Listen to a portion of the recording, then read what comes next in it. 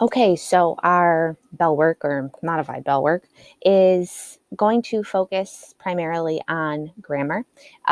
Some of this will be a review from things that we talked about at the beginning of the school year from our bell work quizzes, and then we will progress into new material.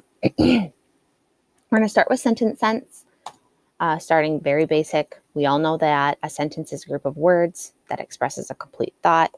It should begin with a capital letter and end with a period, question mark, or an exclamation point. Here are some example sentences.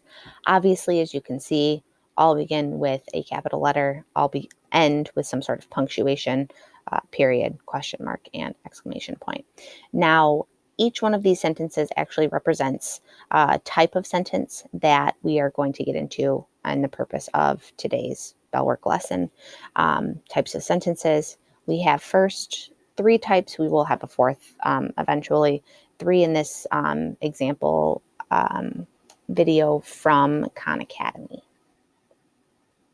Let's go ahead and get this started for.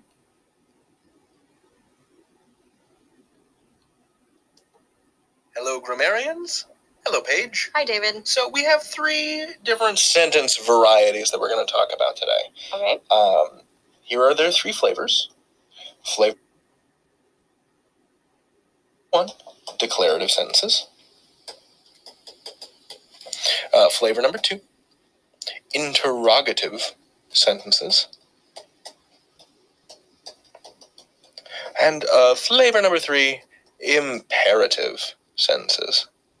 Those are all pretty long and wibbly words. Seriously. But we will address each one of them in turn. Paige, if you please, what is a declarative sentence? A declarative sentence is a type of sentence that just states a fact or an opinion, I suppose. But it just makes a statement. So that would be something like, it is a beautiful day. It is a beautiful day, Paige. We can also use declarative sentences to just get across any kind of information. This is what we call exposition in writing. Yeah. So we could say, Lavender hated baseball. You could start a short story with that. Right. That's challenge you to. Just a fact about lavender. It's a fact about lavender. So a declarative sentence is a statement, just straight up. Yeah. An interrogative sentence is a question. So it asks a question. So it's just a fancy word for a question. Right. Okay. So an example of an interrogative sentence would be, where did you go last night? Right. Or how is he still singing that note? I have no idea. Incredible breath control.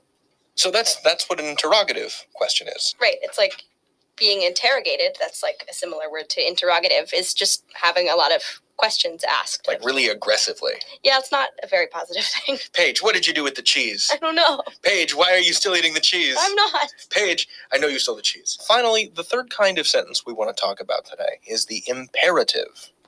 And an imperative is a command. Right, so when you tell someone to do something. So a command like, Paige, follow that bunny. I think the bunny stole the cheese. Yeah. So this is one of those sentences that doesn't have a subject that is literally spoken out loud. Right, it's just implied. If you're saying that to me, I know that I am the subject. Right. So it's, you follow that bunny. Right. But the you is just not spoken. Mm-hmm. Or if you're not into bunny following, something like, remember to wash the dishes. Mm-hmm. You're being commanded to remember. Yeah. So yeah, those are our 3 sentence types. Yeah, declarative is a statement, interrogative is a question, and imperative is a command. So Paige, I think Okay, so to recap what they just went over in that video, we have declarative sentences, makes a statement, is always followed by a period. Some examples, Shanti was elected class president 2 years in a row. Here are 2 more suggestions. Then we have imperative sentences. It gives a command or makes a request, usually followed by a period, but a strong command is followed by an exclamation point. So if we look at our examples, the first one, please shut the window, not super imperative, not a strong command, but watch out is trying to limit danger. So that has an exclamation point following it. And then we have Rosario, please read the first 2 sentences aloud. And as I talked about in the video, the you is implied in these imperative sentences because it's giving a command or making a request. And then we have interrogative sentences. It asks a question and it's followed by a question mark. These are very easy to identify in writing because of that question mark. So some example sentences that are interrogative. How did you know my name? And do you live in Canada? So now we have the video on exclamation.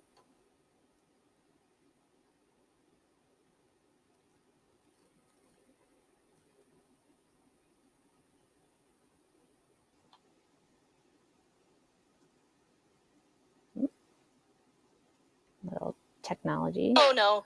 I left exclamations out of the last video. That's not good. Okay, we can fix this. Okay. We just need to make a video. Yes.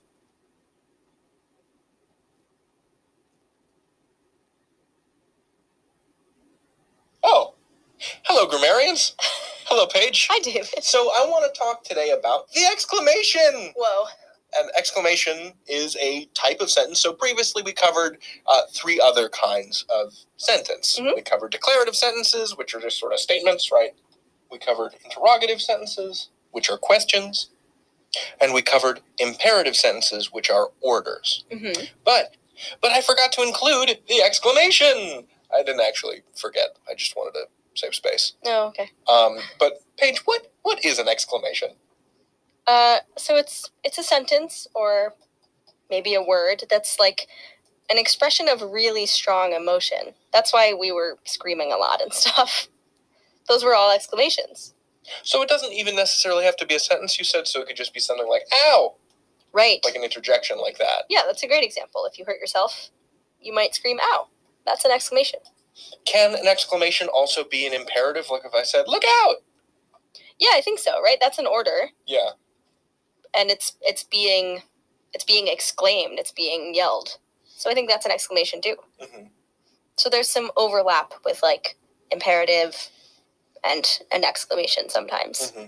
I would also say that there's probably an overlap with declarative sentences too. That's true. That's very true. So you could be like, that ogre is about to attack the village. Right. That is just a statement, but you're clearly pretty scared about it.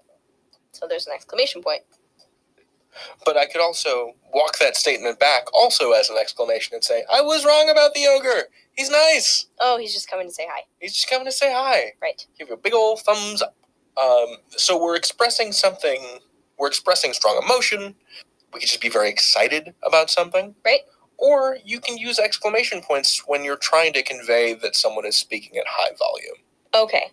Right. So I could be yelling across, the field to you, my pal, Mm-hmm. to be like, don't worry about the ogre. He's just bringing snacks. Okay, so there's not even necessarily strong emotion there. You just want me to hear you because I'm far away.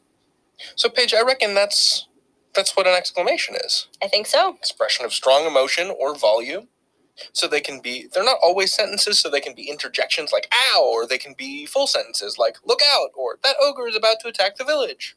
Yeah, it can be a lot of things. It can be a lot of things. Just like you can learn anything. David out. Page out. Okay, so just a recap. The exclamatory sentence will show emotion, excitement, strong feeling, or as I said at the end of the video, or volume, and it is followed by an exclamation point. What an exciting soccer game that was, or I can't believe we're finally at the cabin. And they also did mention that sometimes sentences can overlap. So an exclamatory sentence can also be a declarative sentence. It can be making a statement.